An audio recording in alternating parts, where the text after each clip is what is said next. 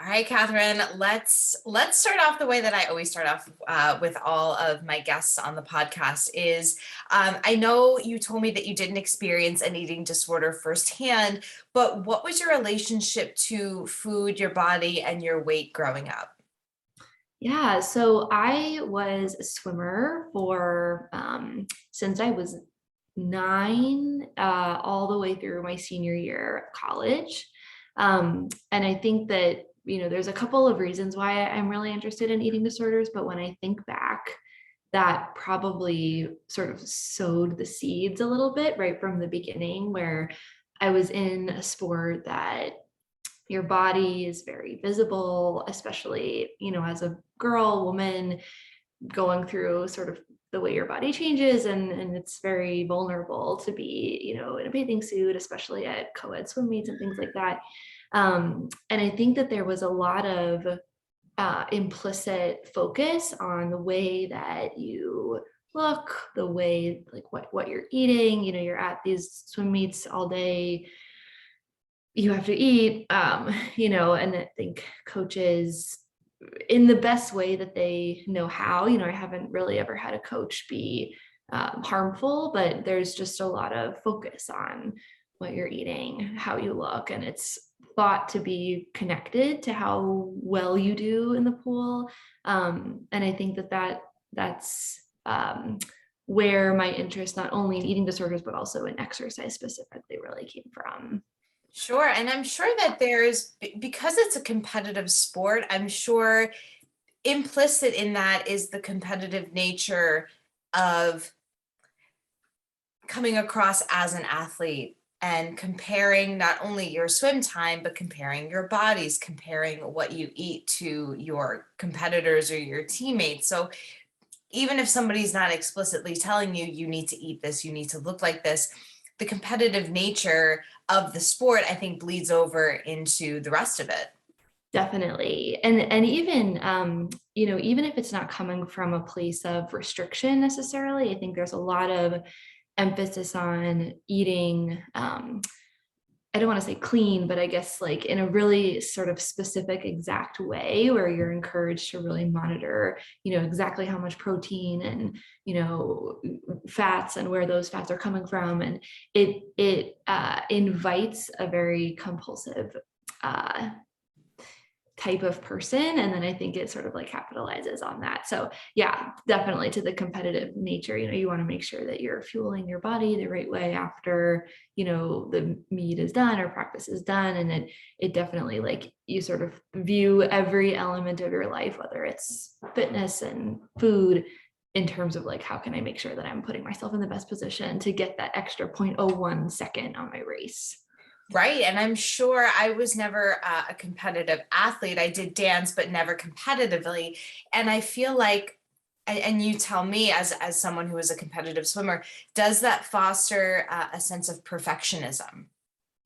Absolutely. And I think, just like I said before, the fact that it's really a game of hundredths and tenths of seconds, it's sort of the way that we practice, it's like every single thing that you do counts, the exact way that you move through the water. And, we would put on these like super tech racing suits in order to get like that extra 0.1 second or whatever to qualify for the next meet.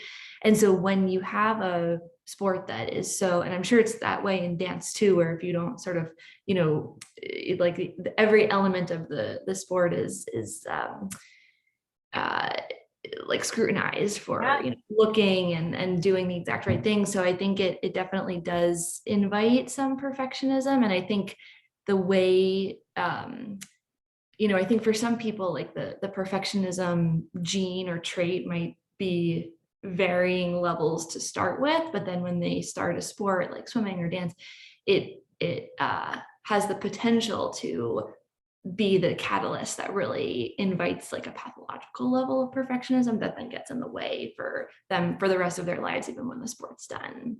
Absolutely. And that's something that I've kind of spoken about on Instagram, this whole idea of I'm a recovering perfectionist. That's how I like to see it. And I think that, as you said, some of us have a genetic propensity to be high achieving. Maybe there's a little bit of OCD in there, and events in our life can trigger or exacerbate those traits within us. And I like to say there's like a shadow side to every trait. And I think if you're someone who gravitates toward high achievement and perfectionism, it could go one of two ways. You could be just a very healthy high achiever, or the shadow side to that is this crippling perfectionism, which is what happened to me, which is what led to my eating disorder. Is I let that trait take over because I wasn't managing my mind around it.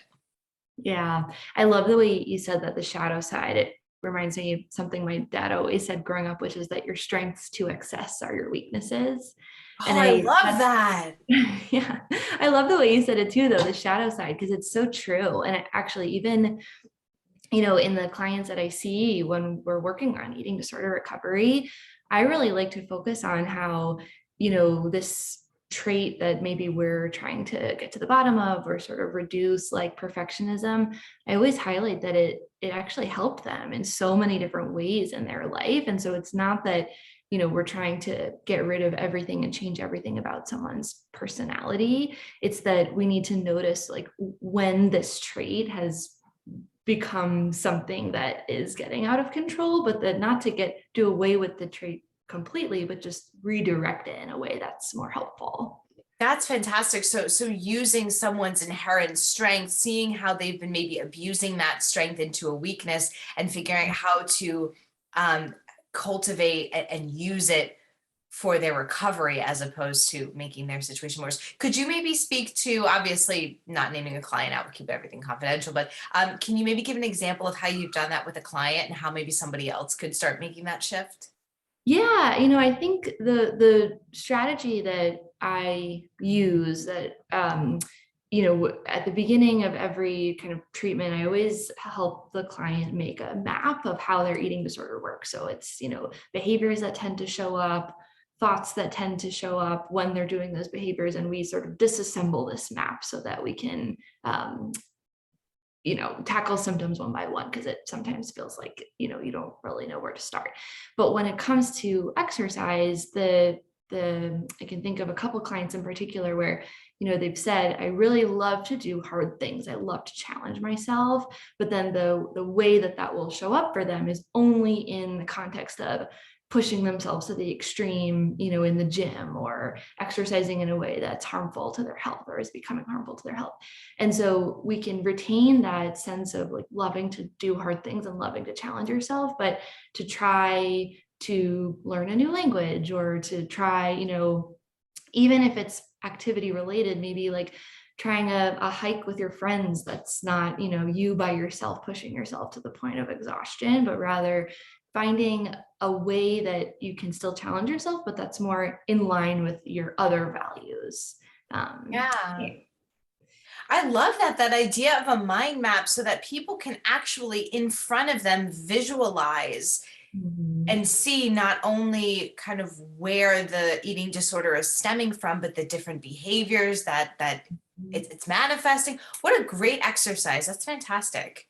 I really Yeah, love. it tends to kind of look almost like a house of cards a little bit, where, if you can find a couple of symptoms or behaviors that really are the key cogs in the wheel that keep everything going, and if you can tackle those, sometimes the rest just sort of falls away.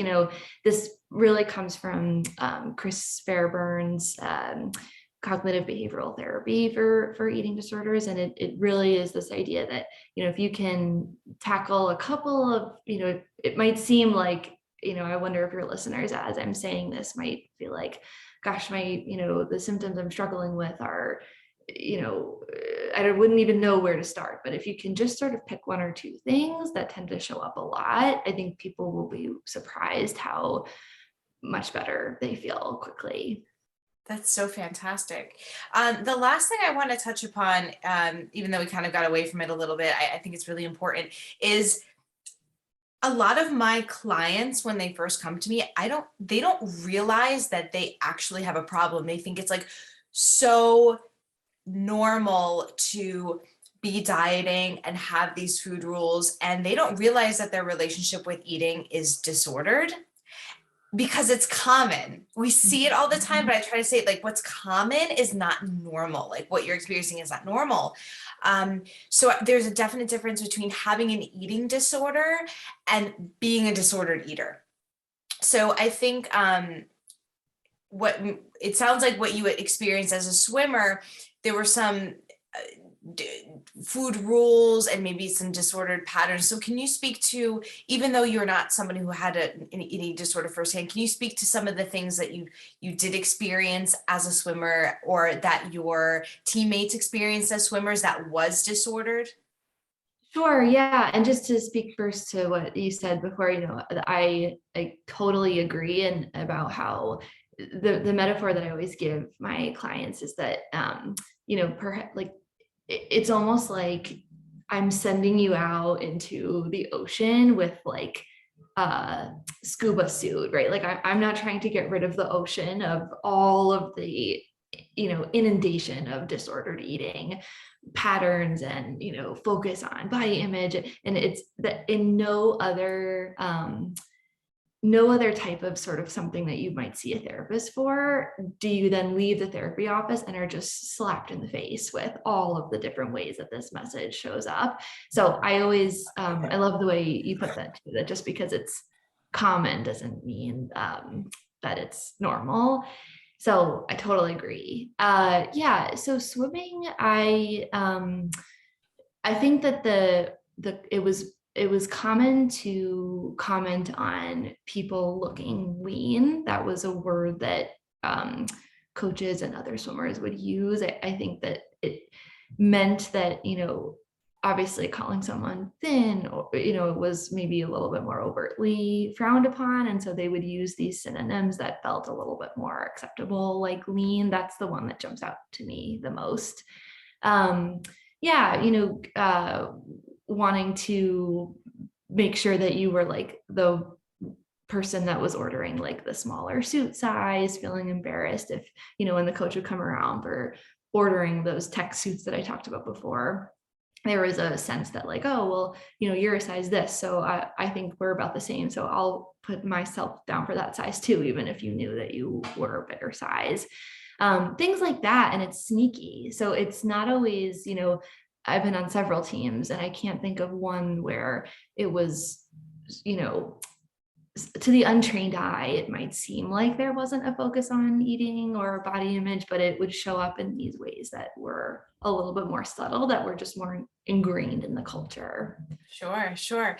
So moving on to kind of like what you do and what you specialize in, you were talking to me earlier about pathological or maladaptive exercise and what that is, and is there a better term to use, one or the other? So can you define pathological or maladaptive exercise to us? Yeah, absolutely. So, the way that the eating disorders research field has treated exercise has been really interesting to follow for the past couple of decades or so.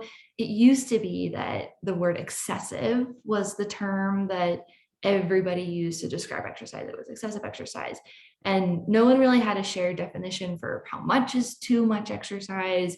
But then, more importantly, this new way of thinking came about, which is that maybe it's not the amount of exercise that someone's doing, but rather if it's compulsive. And by that, I mean, if someone feels so driven to do it, even if the amount is small, if someone feels like, I cannot go about my day, or I can't go meet up with my friends if I haven't done like my 2-mile run or something like that. And so I prefer the term pathological or maladaptive, really is, I think, my preferred term, just to describe any exercise that's getting in the way for you in your life, whether it's interfering with your health, feeling still compelled to exercise even though you're injured. And it doesn't matter so much if it's excessive. And I think that's the important piece that, other healthcare providers might miss a potential problem with exercise if the amount, when they ask someone, at their annual physical, oh, how much exercise, if the exercise is not, if the amount isn't jumping out at them as being like a concerning amount. I think the compulsive or the maladaptive nature often gets missed. And then just like you're saying, people might say, but it's common, all my friends do this too. I don't see that I have a problem. And if no one else is perhaps suggesting that they have a problem, it's easy to miss. So that's really my area of interest, is how can we be better at detecting pathological exercise so that it, not totally dissuading people from exercising at all, but how can we sort of course correct so that they can still engage with exercise, but in a way that's really healthy and makes them happy and makes their life better and makes them feel fulfilled and energized, and not, putting them in this prison of feeling like, oh, I have to do this or else I can't even focus on, going about my day.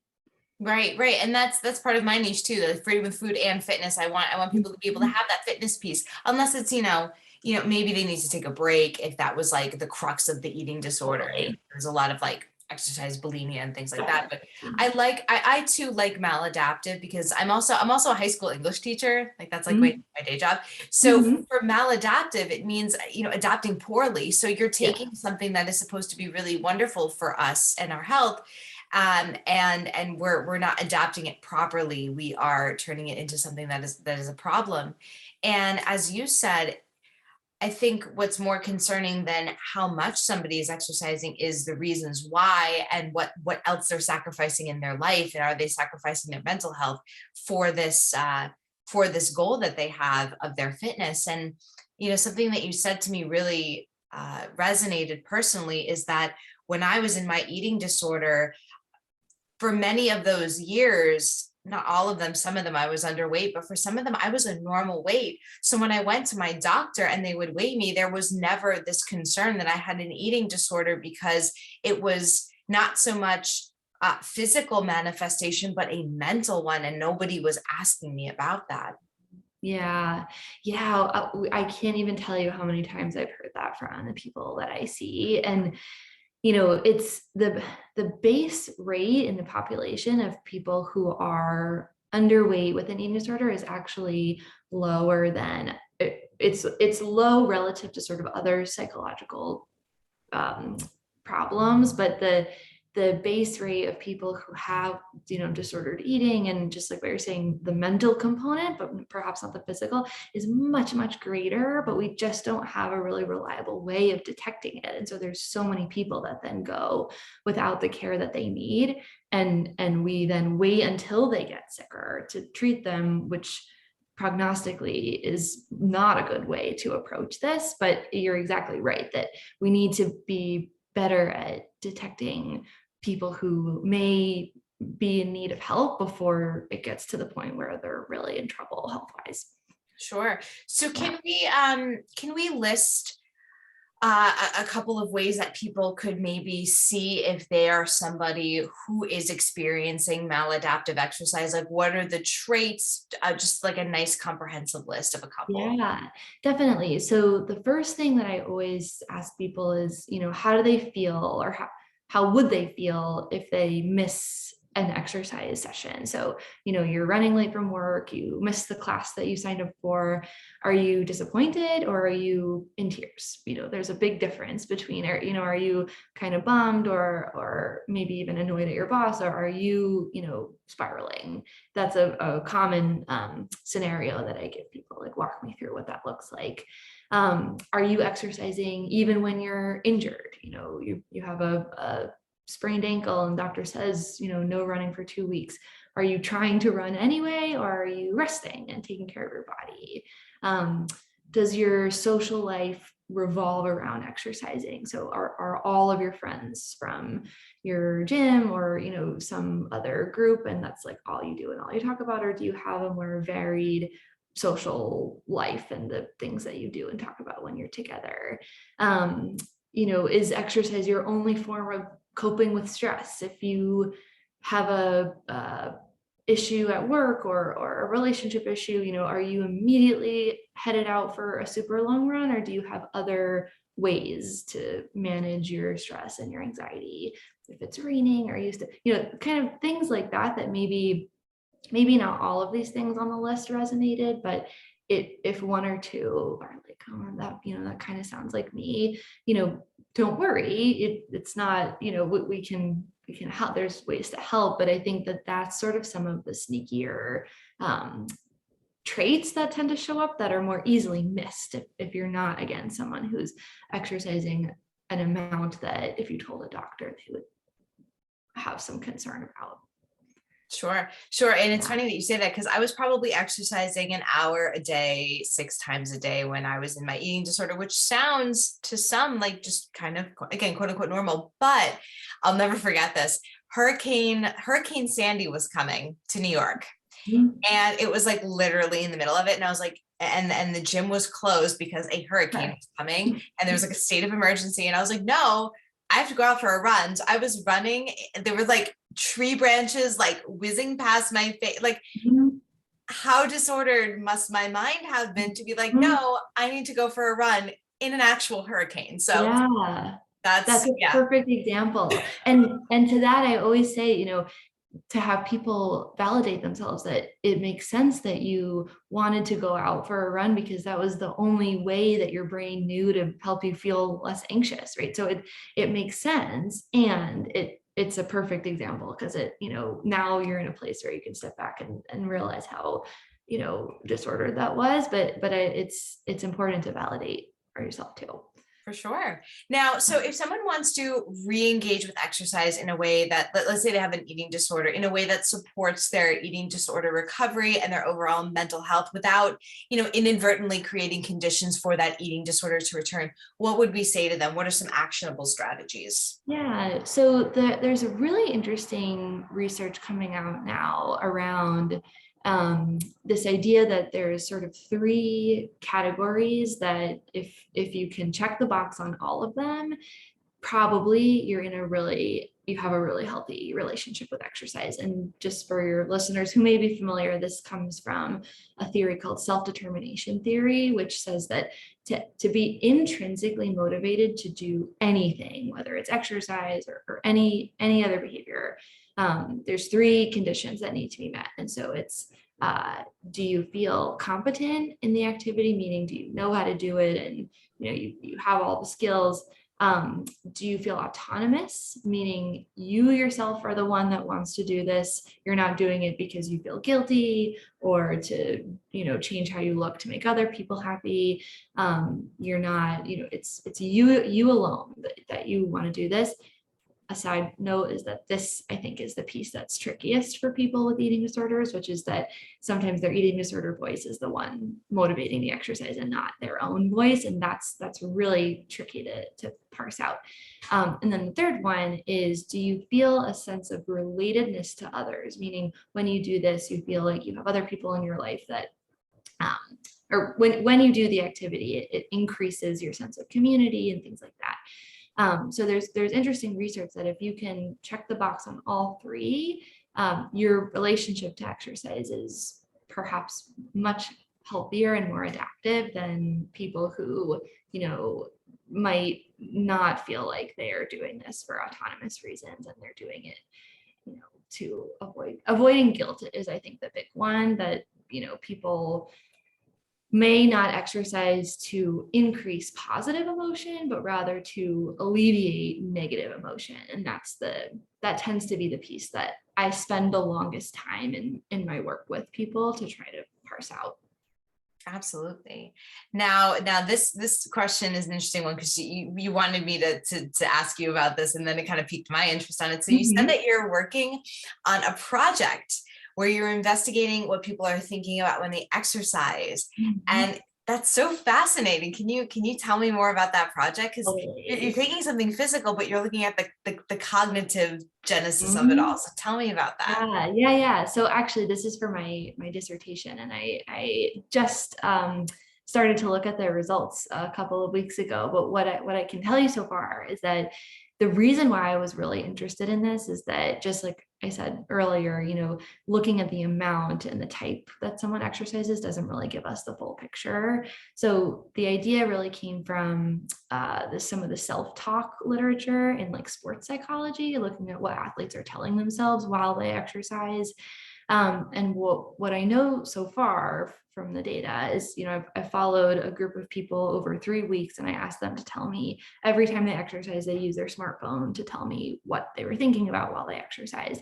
And it looks so far like thinking about weight loss while you're exercising then later predicts other disordered eating behaviors later that same day. And the one that's jumping out the most is body checking. So if you're thinking about losing weight while you're exercising, as opposed to how much you like what you're doing, that you're getting better at it, that you enjoy, your teammates, if you're exercising in a group, if you're thinking only about, okay, I'm going to do this and I'm going to lose weight and it's going to be great, then you're much more likely then to go and stare at yourself in the mirror and really have a lot of really negative thoughts about the way that you look. So maybe if we can help people redirect their mind while they exercise, they're going to be able to still do the kind of exercise that they like to do, but just change, their mindset about it rather than changing their behavior.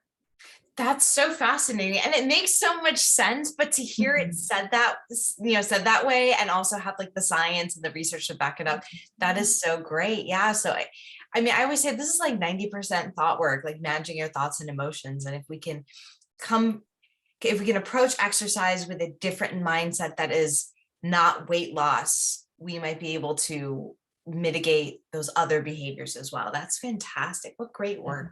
I love that. Thank you. Yeah, I'm looking forward to doing some more research with that. So stay tuned. So 2 more questions. I can't believe it's already, our time. What's a strategy that listeners can take away to help self-reflect on those motivations for exercise? Yeah, I think probably the first one is sort of answering for yourself those questions I posed earlier about, how might you be able to tell whether exercise is becoming a problem for you? And then, the second one is really sit and ask yourself, what about exercise do you like? Do you enjoy challenging yourself to do something hard? And if so, is there another way that you can have that, retain that value, but carry it out in a different way? Is it that you love the music, but you're actually picking a type of exercise that's really punishing and doesn't have music? So maybe you try Zumba, instead of going on a run with no headphones. Do you love to feel really mindful? So maybe you try yoga instead of, picking something again that's really punishing and painful.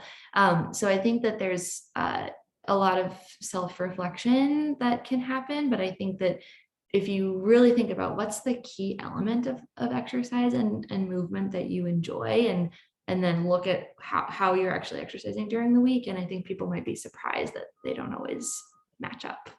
Yeah, for sure. That's awesome. Yeah. And my last question, because the podcast is called Finally Free Podcast, what does it mean to you to be finally free? Yeah. I think that when you can, and I'll speak specifically to exercise since that's sort of my area, when you can be in a place where you are choosing the kind of exercise day to day that really makes you feel happy and fulfilled, and you're able to stop when you want, start when you want, and really know that you're the one dictating those choices and not your eating disorder. I think, at least as far as exercise, that's what it means to be free of any other restraints put on by the eating disorder. That's awesome. Kathryn, thank you so much. Everything, actually, if you want to really quick, it's going to be in the show notes, but just so everyone can hear, where can we find you in your work? Sure, yeah. So I'm on Twitter. It's Kathryn Coniglio, and that's more, talk more about eating disorder research there. And then on Instagram, I have an Instagram called Bite Sized. It's BITEPSYZED. So Psy, like psychology. And there, I really try to make it very accessible to people who maybe don't have a research background. And I talk about research from all different domains of psychology, not just eating disorders. So I encourage people to check that one out as well. That's awesome. Thank you so much for joining us today. Absolutely, Alana. Thanks so much for having me.